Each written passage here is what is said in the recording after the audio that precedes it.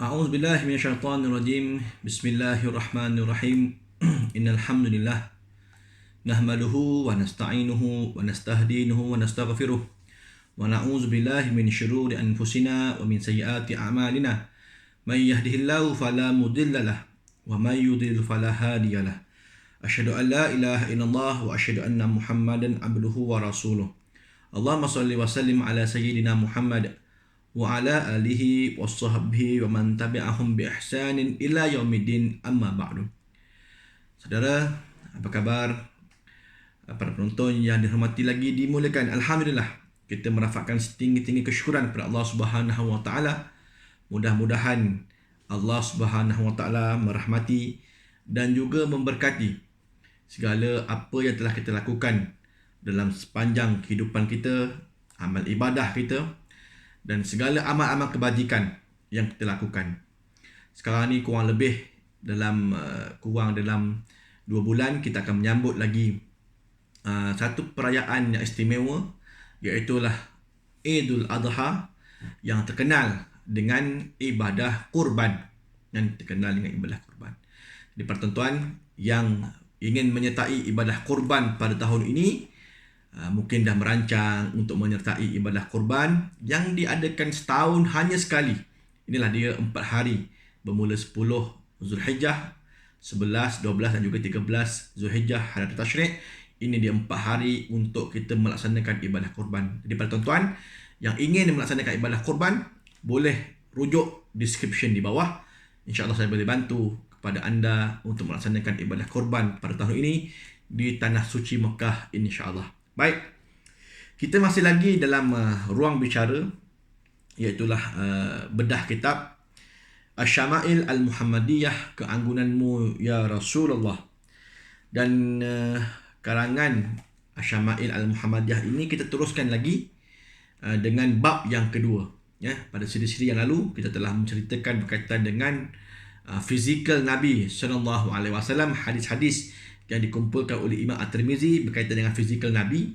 Sekarang bab yang kedua, insyaAllah bab ma ja'a fi khatimin nubuwah, iaitulah bab yang datang dalam menyatakan khatam, iaitu tanda kenabian Rasulullah SAW. Jadi nabi-nabi dia ada tanda kenabian. Jadi untuk nabi kita yang kita sayangi, yang kita sanjungi, ada tanda-tanda kenabian pada baginda. Baik, hadis yang ke-16 pada muka surat 23. Tuan-tuan yang ada kitab boleh terus rujuk pada kitab tuan-tuan.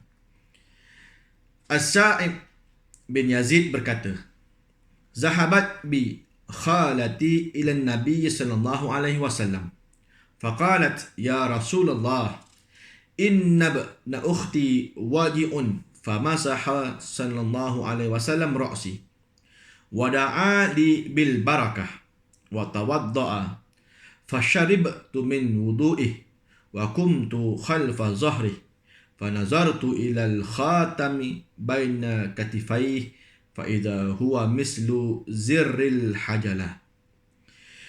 Kata As-Sa'ib bin Yazid, makcikku mengajak aku bertemu Rasulullah sallallahu alaihi wasallam. Kemudian makcikku berkata, wahai Rasulullah, sesungguhnya anak saudaraku iaitu As-Sa'ib bin Yazid sedang sakit.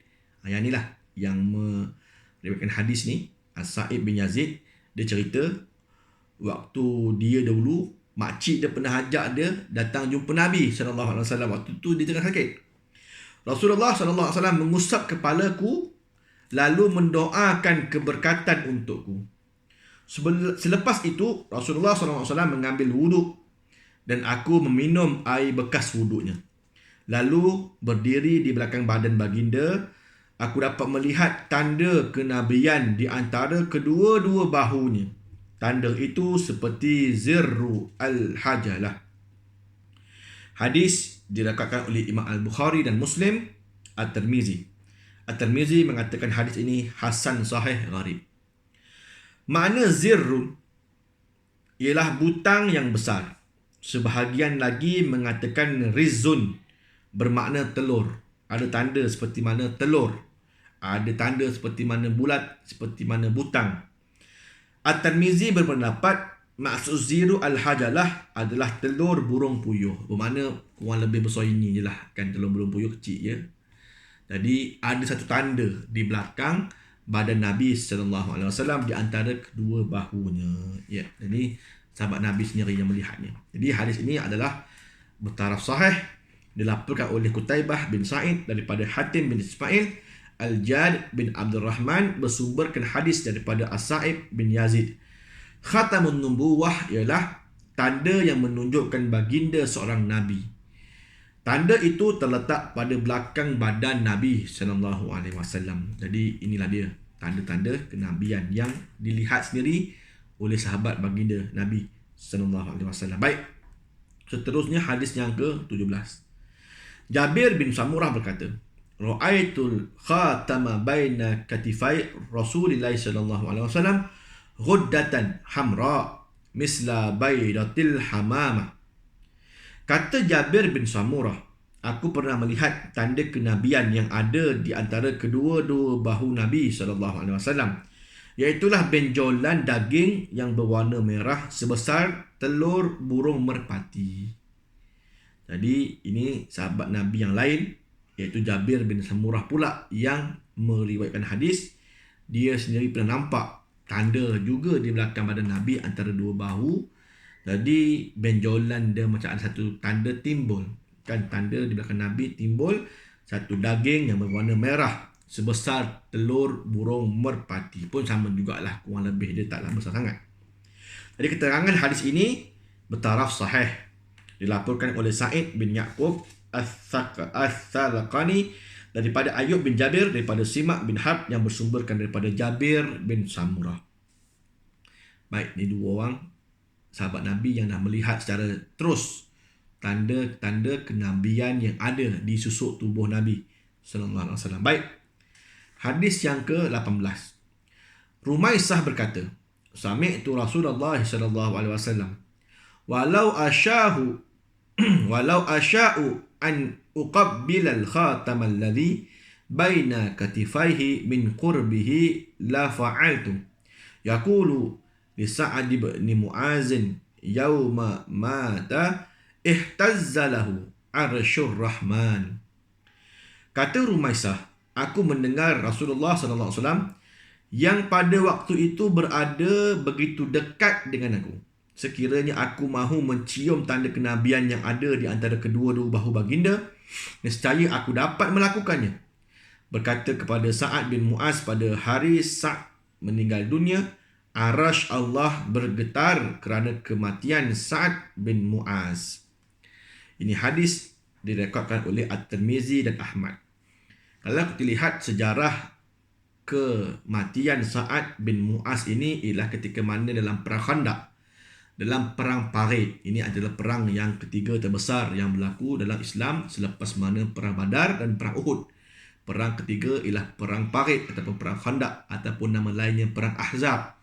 Iaitulah Nabi gali parit bersama dengan para sahabat yang mana diideakan oleh Salman Al-Farisi. Ini teknologi ataupun tactical yang dibuat oleh orang Parsi. Jadi mungkin itulah yang orang boleh buat, gali parit dalam, yang mana kuda musuh kalau lompat dia jatuh dalam parit, itulah lebar besarnya, dan dalam parit itu iaitu seekor kuda kalau dia jatuh tak boleh naik balik tebing, ataupun orang tak boleh nak panjat, itulah dalam parit.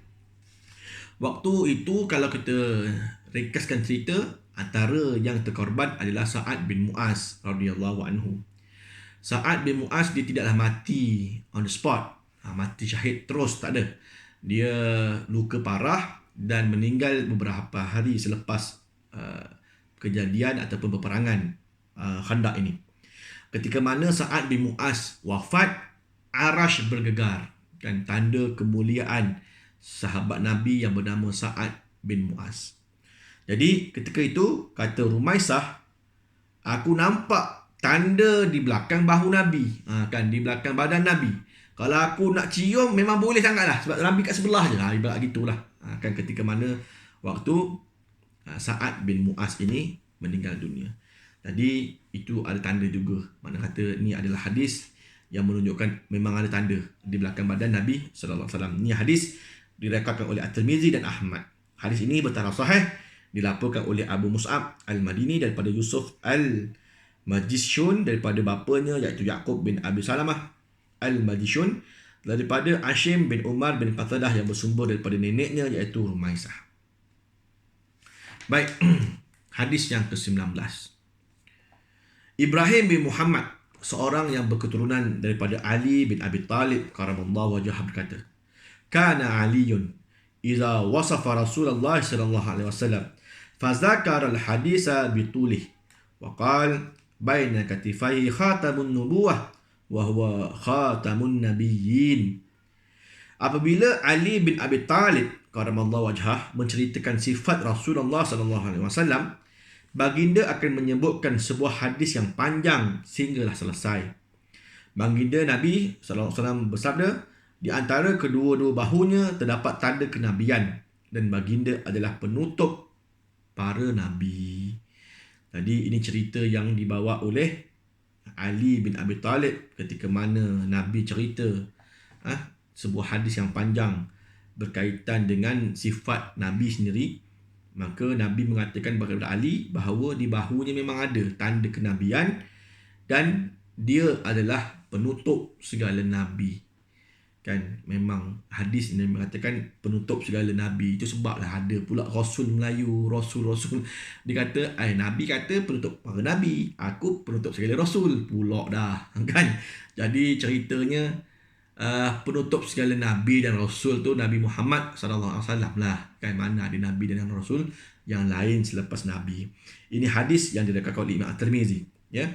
Dilaporkan oleh Ahmad bin Abdah Ad-Dabbi, Ali bin Hujur dan lebih daripada satu guru Imam At-Tirmizi daripada Isa bin Yunus daripada Umar bin Abdullah, iaitulah seorang budak Ghufrah daripada Ibrahim bin Muhammad bin Ali bin Abi Talib karamallahu wajhah. Allahumma salli ala sayyidina Muhammad wa ala ali sayyidina Muhammad. Itulah dia beberapa hadis berkaitan dengan khatamun Nabi, ya kan? Atau khatam Nabi, tanda kenabian yang ada pada fizikal Nabi sallallahu alaihi wasallam. Dan insya-Allah pada kesempatan yang akan datang kita akan membacakan lagi beberapa hadis berkaitan dengan khatam Nabi ini. Insya-Allah. Baik, pada tuan-tuan yang baru saja menjumpai channel ini, jangan lupa dan like, share dan juga subscribe channel saya ini. Mudah-mudahan bermanfaat untuk kita semua, lebih kita mencintai Nabi sallallahu alaihi wasallam. Aku lakukan hadza wa astaghfirullahal azim li wa lakum. Assalamualaikum warahmatullahi taala wabarakatuh. Wallahu a'lam.